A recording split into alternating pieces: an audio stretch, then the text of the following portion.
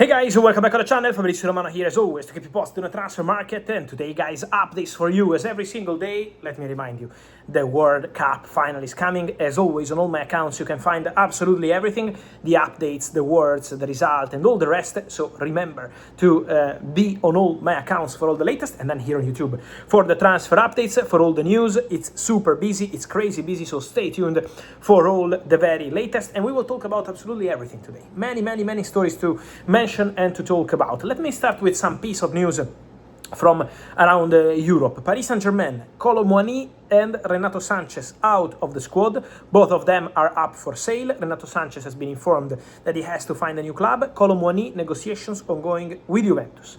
Paris Saint-Germain, Magnus Akliush, closer and closer. In the next days, PSG count on closing the deal with Monaco for Magnus Akliush, an exclusive story from June that is coming to an end.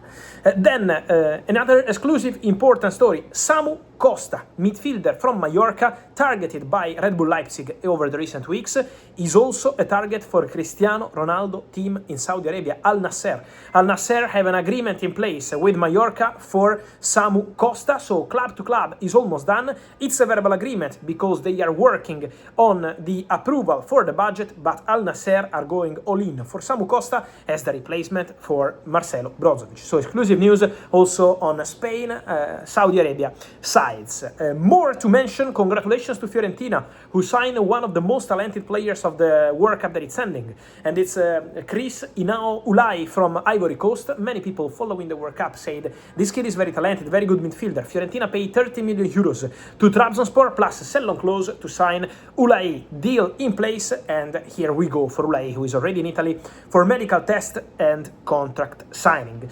Vozinha, we are talking about the World Cup, and for Vozinha there is an official bid now, a negotiation ongoing. The club is not Inter Miami. The story about Vozinha and Inter Miami was only on the media, but the reality is that it's not true. And the club trying to sign Vozinha with an official proposal sent to his agents is Colo-Colo from Chile.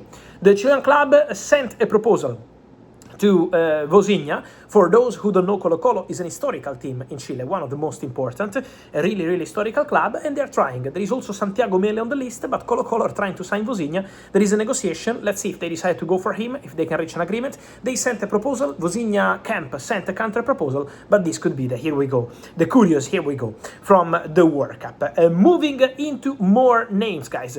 Moving into more stories. Let me mention something also on the situation of Marcus Rashford. I told you that Fenerbahce, according to my information, is not a possibility, is not an option for Marcus Rashford, so I'm not aware of that. And I'm told that Marcus Rashford at the beginning of August is expected to rejoin training at Manchester United. The release clause has expired, so the clause is over. Any exit would be negotiated with Man United, but there was already a negotiation, a conversation between Man United and the agents of Rashford, and in that meeting they agreed that Rashford can restart training. I'm told that Michael Carrick is really waiting to see Rashford in training. So Carrick is looking forward to giving a chance to Marcus Rashford. Then, if a bid arrives, there could be a possibility for an exit for Rashford. So I would not close doors to an exit this summer. But the clause is over. He's going to get back to training. This is Manchester United plan for Rashford. Then we will see what's going to happen there, based on proposals. But Rashford is not going to Fenerbahce, is not going to Turkey, is not going to this kind of clubs. Has to be elite European clubs, or Rashford is not moving. Then, more to say, guys. Many questions on Mo Salah. What's happening? Why Besiktas deny? Why Besiktas do official statements? Guys, the decision of Besiktas to deny the story about Mo Salah is because Besiktas, as of today, have not closed the deal for Mo Salah. And so, until the deal is closed, is signed, is completed, they have to be careful. It's absolutely normal. Besiktas are in negotiations for Mo Salah, for sure. There is a conversation. They sent a proposal to Mo Salah, but before saying Mo Salah to Besiktas, done deal, here we go, closed, travel, medical, whatever, we have to wait for an official agreement. And as of tonight, we still have to wait on the next steps before saying that Salah is a new Besiktas player. So let's be careful, let's wait, let's not be in a rush. And at the right moment, I will update you on Mo Salah, because he also has proposals on the table from MLS, proposals from Saudi, and so Besiktas want to be careful until they have a full agreement done with the player. Then, talking about players, I also wanted to mention Lucas Bergvall.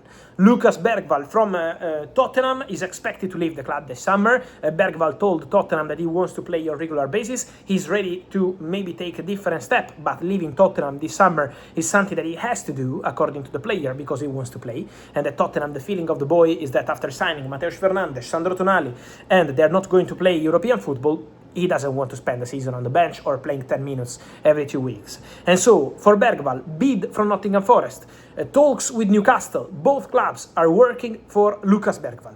Both clubs are in contact. The highest proposal financially is from Nottingham Forest, but Newcastle can offer a very competitive project and also ambitions. So there is a conversation ongoing with both clubs. Let's see what Bergvall decides to do. But for sure, the situation of Lucas Bergvall is one to watch in the next days because he's expected to leave Tottenham Hotspur.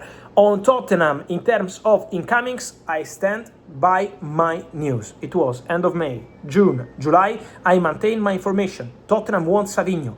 Tottenham will go for Savinho. There are negotiations ongoing club to club. Tottenham, Manchester City, Tottenham. Savinho is very keen on a move to Tottenham. Savinho was already prepared to go to Tottenham 1 year ago. They wanted him in summer 2025. It was an exclusive story, I remember, July 2025. Then the deal didn't happen because City decided to keep Savinho, to offer him a new contract in September. But now Savinho wants to go to Tottenham, and Tottenham are negotiating for Savinho with Man City. Then, in order to get the green light for the move, Man City would need a replacement for Savinho. That's the point. But Tottenham are working on the Savinho deal. Not today, not yesterday, but I told you in June, and I stand by my information. Tottenham and Savinho. This remains the priority. This remains the topic. And this remains the deal. Then guys, let me close on Julian Alvarez. New quote after a crazy day. I told you about Enrique Cerezo, who started the day, president of Atletico Madrid, saying the player, Laporta already knows, will stay at Atletico Madrid. Laporta replies, our offer doesn't end at any point, I mean, is not forever, is not valid forever. Then Miguel Angel Gil, the CEO of Atletico Madrid, powerful statement to the official channels. Julian is going nowhere. He's not for sale, not for 100, 150, 200 million euros. Laporta replies again tonight, and the statement of Laporta is, we will take a decision by the end of July. Our bid is there. I respect Atletico Madrid position. Our bid is still on the table, but by the end of July, so in a couple of weeks, we will communicate the end of our proposal. So for Barcelona, also, the deadline is becoming more and more public. Barcelona want Julian Alvarez. Barcelona will try again for Julian Alvarez. I'm sure about that, but I'm also sure that Atletico Madrid don't want to sell the player. So it's going to be a big story again in the next days, and we have to be also aware of the player position after the World Cup final. Just a quick one on Chelsea and Barcelona. Someone said from Spain the alternative to Julian Alvarez could be Joe Pedro from Chelsea. This story of Joe Pedro and Barcelona has been around in May, in June, in July. Why they always mention Joe Pedro? Because Deco already wanted Joe Pedro when he was at Brighton.